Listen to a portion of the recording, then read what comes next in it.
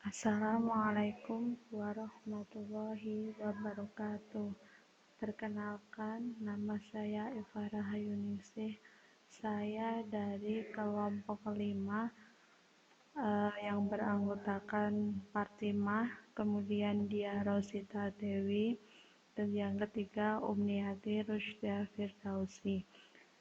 Dan yang terakhir ada saya Eva Rahayuningsih. Untuk pertama, saya akan menjelaskan mengenai analisis regresi. Nah, apa sih itu analisis regresi? Analisis regresi merupakan analisis statistika yang memanfaatkan hubungan antara dua atau lebih peubah kuantitatif sehingga salah satu peubah itu dapat diramalkan dari peubah lainnya. Kemudian, korelasi dan regresi itu keduanya mempunyai hubungan yang sangat erat. Setiap regresi itu pasti ada korelasinya, tetapi untuk korelasi itu belum tentu dilanjutkan dengan regresi.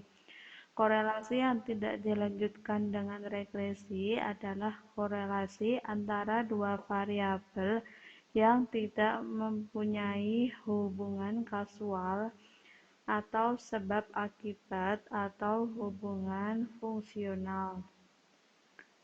Selanjutnya, kapan sih kita menggunakan analisis regresi? Nah, analisis regresi ini dapat digunakan apabila kita ingin mengetahui bagaimana variabel dependen atau kriteria yang dapat diprediksikan melalui variabel independen atau variabel prediktor secara individual. Nah, dampak dari penggunaan analisis regresi ini dapat digunakan untuk memutuskan apakah naik atau menurunnya variabel dependen. Dapat dilakukan melalui menaikkan dan menurunkan keadaan variabel independen atau meningkatkan keadaan variabel dependen. Dapat dilakukan dengan meningkatkan variabel independen dan sebaliknya. Nah, untuk analisis regresi ini terdapat dua cara. Yang pertama, model linear sederhana, dan yang kedua ini ada model regresi ganda. Nah, untuk yang regresi linear sederhana itu didasarkan pada hubungan fungsional atau kausal antara satu variabel independen dengan satu variabel dependen. Nah, ini rumusnya, di mana Y sama dengan A plus BX, di mana Y adalah subjek dalam variabel dependen yang diprediksikan, kemudian A itu adalah harga Y, bila X sama dengan 0, maka harga konstan. Kemudian B adalah angka arah atau koefisien regresi yang menunjukkan angka peningkatan ataupun penurunan variabel dependen yang didasarkan pada variabel independen. Bila nilai B itu positif, maka akan naik, dan apabila nilai B tersebut negatif, maka terjadi suatu penurunan. Kemudian X itu adalah subjek pada variabel independen yang mempunyai nilai tertentu. Nah, di sini secara teknis itu harga B itu merupakan tangan dari perbandingan antara panjang garis variabel independen dengan variabel dependen setelah persamaan regresi ditemukan. Nah, ini nilai X, ini Y, kemudian Y-nya itu 2,0 plus 0,5 X. Nah, A-nya ini 2, kemudian B-nya 2/4 atau 5/10. Kemudian, nah berarti B sama dengan 0,5. Nah, garis regresi Y karena pengaruh X, persamaan regresinya itu menjadi Y sama dengan 2,0 plus 0,5X. Nah, ini nilai A-nya itu 2, kemudian B-nya itu 0,5. Ini rumus secara umum untuk mencari A dan B. Lanjut. Kemudian ini ada analisis regresi ganda. Nah, analisis regresi ganda ini digunakan oleh peneliti apabila peneliti tersebut itu bermaksud meramalkan bagaimana keadaan naik turunnya variabel dependen atau kriterium apabila dua atau lebih variabel independen sebagai prediktor dimanipulasi atau dinaik turunkan nilainya. Jadi, analisis regresi ganda itu akan dilakukan apabila jumlah variabel independennya itu minimal 2. Nah, persamaan regresi ganda ini eh, yang pertama ada Y sama dengan A plus B1 X1 kali X1 ditambah B2 kali X2. Untuk ini persamaan regresi untuk yang 2 prediktor. Kemudian untuk yang 3 prediktor dan 4 prediktor itu tinggal menambahkan untuk yang 3 prediktor itu B3 X3, untuk yang 4 prediktor itu sampai B4 X4. Yang selanjutnya kita akan langsung ke contohnya saja. Nah, di sini ada permasalahan atau kasusnya itu seorang guru akan meneliti apakah terdapat pengaruh motivasi belajar IPA terhadap hasil belajar siswa. Nah, penelitian tersebut itu menggunakan populasi atau dilakukan kepada 10 orang siswa. Nah, langsung saja nanti nilai X itu prestasi belajar IPA dan Y itu prestasi belajar siswa. Nah, nilai X dimasukkan ke sini, kemudian nilai Y, selanjutnya X dan Y itu dikalikan, X kuadrat, kemudian Y kuadrat. Dari data ini, kita akan menghitung koefisien regresi B ditentukan dengan menggunakan rumus ini. Nah, dengan rumus ini didapatkan nilai B 0,416. Kemudian konstanta A itu ditentukan dengan menggunakan rumus ini. Nah, dari rumus ini itu diperoleh nilai A sebesar 72,82. Kemudian diperoleh nilai Y sama dengan 72,82 plus 0,416 Selanjutnya kita menghitung atau mencari Y prediksi. Y itu nilai prediksi. Nah, yang ini itu berapa besarnya belajar siswa jika prestasi belajar IPA itu sebesar 40.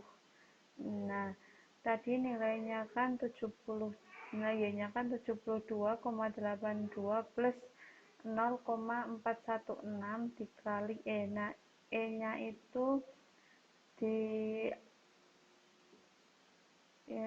itu nilainya 40. Kemudian hasilnya ini, yang selanjutnya, yang kedua ini, besarnya belajar siswa jika prestasi belajar IPA-nya itu sebesar 20. Nah, ini bisa dikatakan ini adalah eh, Y prediksinya, kemudian E-nya itu yang ini dimasukkan 40, kemudian yang ini 20, yang ini 50, 60, 30, 20, 40, 20, 10, dan 30. Kemudian Y prediksinya ini dikuadrat.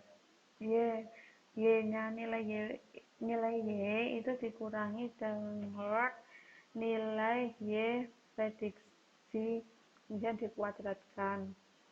Kemudian yang ini Y dikurangi Y rata-rata, kemudian dikuadratkan. Selanjutnya kita akan membahas koefisien determinasi. Nah, nilai koefisien determinasi ini digunakan untuk memprediksi dan melihat seberapa besar kontribusi pengaruh yang diberikan variabel bebas terhadap variabel terikatnya. Nah, rumus dari koefisien determinasi sendiri itu ada R kuadrat sama dengan 1 min jumlah Y min Y kuadrat dibagi per jumlah Y min Y rata-rata kuadrat. Ini Y-nya Y nilai regresi tadi. Nah, kesalahan baku estimasi ini digunakan untuk mengukur tingkat kesalahan dari model regresi yang dibentuk. Kemudian dalam uji regresi linier nilai K sama dengan 2 itu menggunakan rumus SE sama dengan akar jumlah Y min Y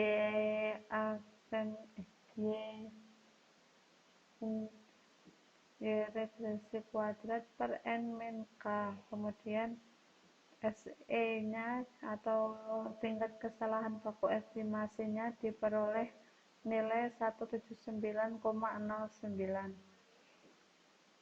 Kemudian ada uji F dan uji T. Nah, dalam uji F ini H0 itu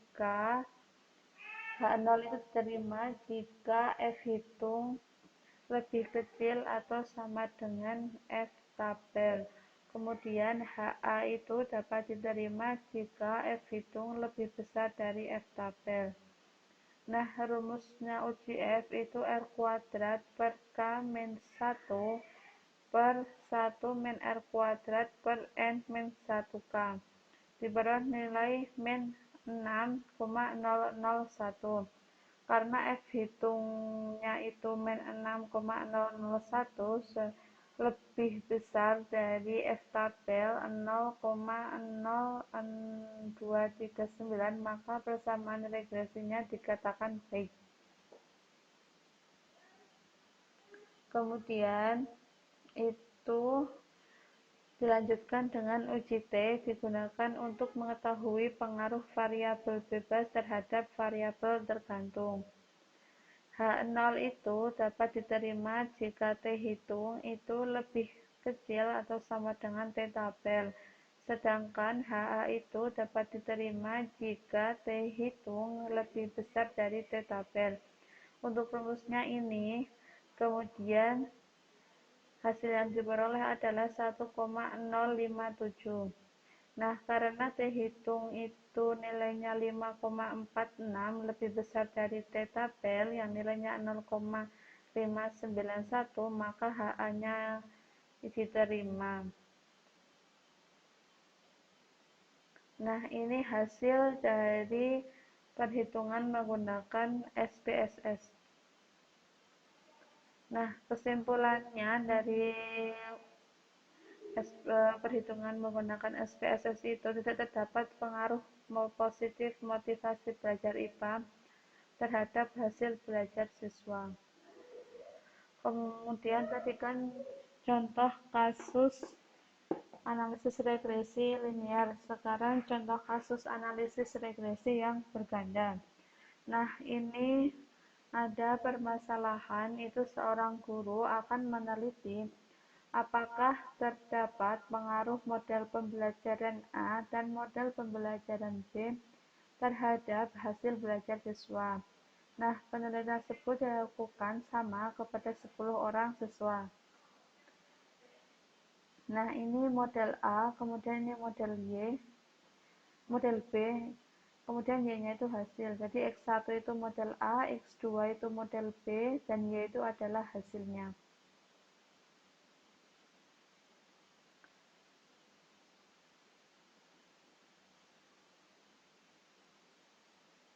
Nah, ini hasil dari menggunakan perhitungan SPSS.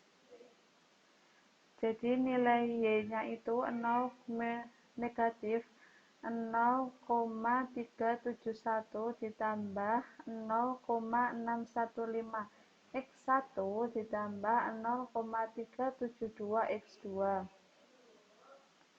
SB-nya itu 0,104 0,103. Ini T hitungnya, kemudian R square-nya itu diperoleh nilai 0,977, kemudian F rasionya itu 150,370. Nah, uji yang digunakan itu adalah uji parsial dan uji simultan. Nah, untuk persamaan regresi yang diperoleh ini dapat dikatakan baik apabila digunakan untuk menaksir nilai variabel dependen Y pada nilai variabel independen X, X1 dan X2 tertentu. Nah, hasil pengujian secara parsial yaitu kedua variabel independen tersebut, yaitu variabel X1 dan X2 itu berpengaruh terhadap variabel Y. Kemudian R square yang tinggi yaitu 97,7%. Hal ini menunjukkan besarnya pengaruh semua variabel X1 dan X2 adalah 97,7%. Sedangkan sisanya 2,3% dipengaruhi oleh variabel selain X1 dan X2. Hasil pengujian terhadap variasi perubahan nilai variabel Y yang dapat dijelaskan oleh variabel perubahan nilai X1 dan X2 dapat dibuktikan bahwa semua variabel X1 dan X2 secara bersama-sama atau secara simultan dapat mempengaruhi variabel dependen atau Y. Nah, untuk uji regresi menggunakan SPSS ini yang pertama, ini kita buka aplikasi SPSS-nya, kemudian klik dataset, selanjutnya klik variabel view, selanjutnya masukkan variabel yang sesuai dengan data yang akan diuji. Yang selanjutnya klik data view, rapikan jarak antar variabel. Selanjutnya klik analis, kemudian pilih regression, kemudian pilih linear jika kita akan menguji analisis regresi dengan menggunakan metode model linear. Kemudian masukkan variabel dependen dan independen. Selanjutnya klik OK, maka akan muncul hasil dari uji regresi. Sekian pemaparan dari kelompok 5. Terima kasih atas perhatiannya. Mohon maaf jika ada salah kata. Wassalamualaikum warahmatullahi wabarakatuh.